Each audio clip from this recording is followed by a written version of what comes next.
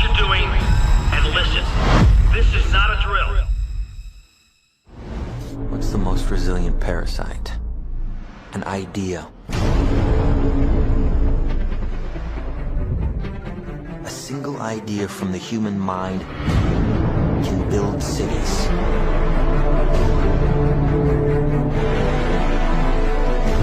An idea can transform the world and rewrite all the rules. Which is why I have to steal it. He's hiding something, and we need to find out what that is. We gotta break out of here. Give him the kick!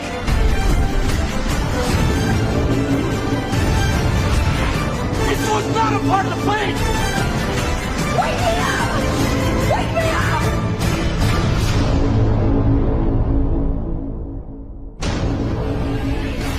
I know we have still not shattered that highest and hardest glass ceiling, but someday someone will, and hopefully sooner than we might think.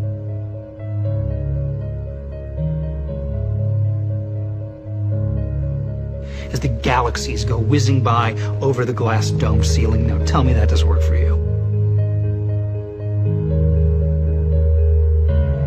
If it's true, does it change how I live my life?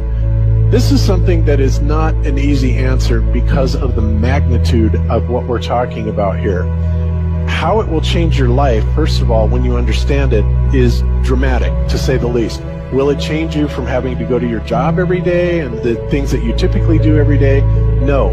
But when this knowledge becomes more mainstream and these agencies are starting to be held accountable, and you understand that they're all participating in this, not just the United States government, not just NASA, but China, Russia, India, all of them have space programs. They all have the same symbolism. They're all doing the exact same thing to their citizenry. And the first thing you have to understand about this is that the deception goes all the way to the top. And when I say all the way to the top, you have to kind of get rid of the notion that the people at the very highest levels are working together.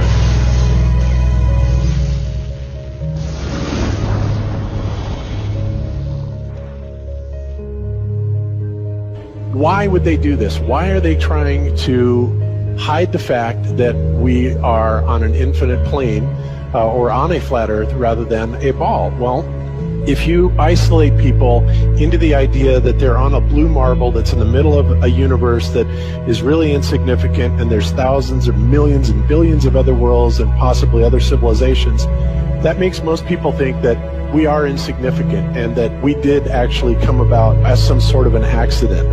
Now, when people believe that, their minds are much more malleable into being given the idea that there is no God, there is no creator. And because of that, that also gives the controllers this fertile soil to build other deceptions on.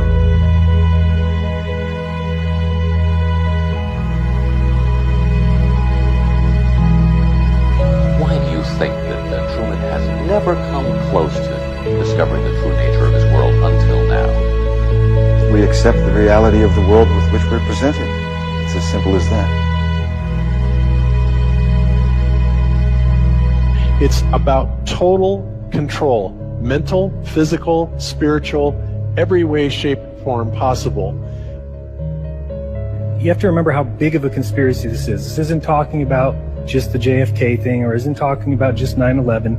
It's on an umbrella kind of system to where it is the biggest deception that there is. It actually exposes every other deception, and nothing else brings down the power of the elite, because it really exposes education, science, the economy, television, museums, universities. Think of all the things that have been fooled.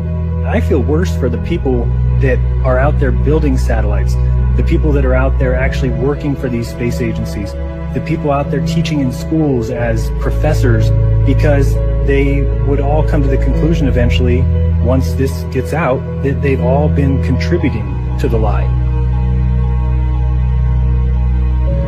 Why do you believe what you believe? Prove it without using NASA or any other space agency. the government or military of any country in the world. Why would I say that? NASA has been proven to be liars time and time again. I could spend a whole weekend here showing you the lies of NASA. How many of you believe your government is 100% honest and can be trustworthy? And how many of you know the military answers to their government? Okay, so if those three sources are all proven liars, why would you trust them? Fool me once, right? Shame on you. Fool me twice, shame on me. I say, continue to believe pathological liars and you're an idiot. But that's what we've all done. And so, I look at these stuff, we've all seen the textbooks, we've all seen the videos and movies and all these things, and there's so much of it. Do you know what the budget NASA has? You know how much they get? How much money they get? Have you seen the movie Gravity? Okay. That's made for about $100 million, give or take. And if you saw the movie Gravity, that was pretty impressive. I saw it on IMAX, big screen, like, wow. I mean, I felt like I was with Sandra Bullock flying around in space, freaking out myself. Okay, this is what they're able to do with $100 million. What are you able to do with tens of billions of dollars a year since the 60s? Now, in my opinion, we're being lied to not only about the shape of the Earth, we're being lied to about the very nature of reality itself. In 1954, Admiral Richard Byrd, a highly decorated naval officer, conducted an interview where he alluded to the idea that there may very well be land beyond the poles. Admiral Byrd, you've been to both the North Pole and the South Pole. Is there any unexplored land left on this Earth that might appeal to adventurous young Americans? Yes, there is. But strangely enough, there's left in the world today an area as big as the United States that's never been seen by a human being. And that's beyond the pole, on the other side of the South Pole, from Middle America.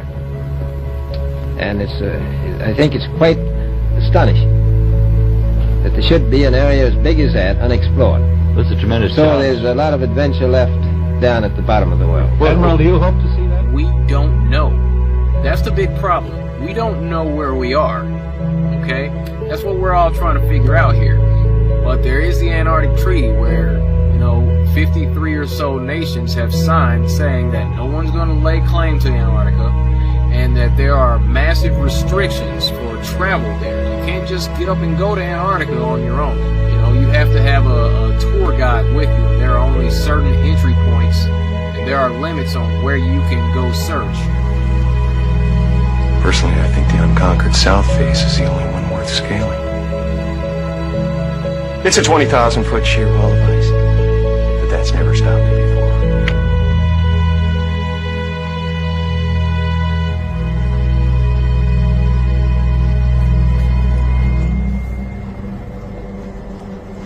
Welcome.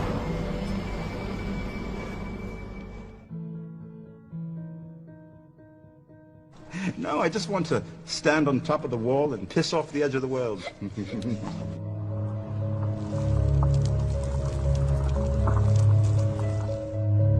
What difference does it make? What difference does it make? Yeah, that's their favorite line. Got a lot of people, what difference does it make? You can't figure out what difference it makes? If you can't figure out what difference it makes that the people running your world have lying to you over and over your whole life, if you can't figure out that someone lying to you is trying to control you, suppressing of information, of knowledge, is control. Deception of information and knowledge is a form of control. So what difference does it make? It makes a big difference, because once they start omitting information or lying about information about where you live, they're doing it to control you. Period. Why am I having to explain this to critical thinkers in the truth movement? The way you control billions of people is to keep them divided and fighting each other. Flat Earth is not a psyop. Flat Earth destroys the psyop. Every psyop that's been used to control us.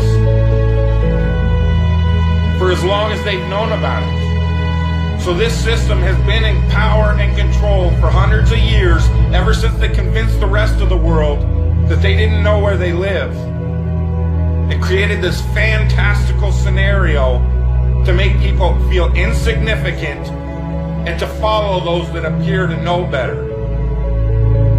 Why is the flat earth so important? Because it shows the deception. And if everybody would just come together and demand answers, they would be in checkmate. They would not know what to do.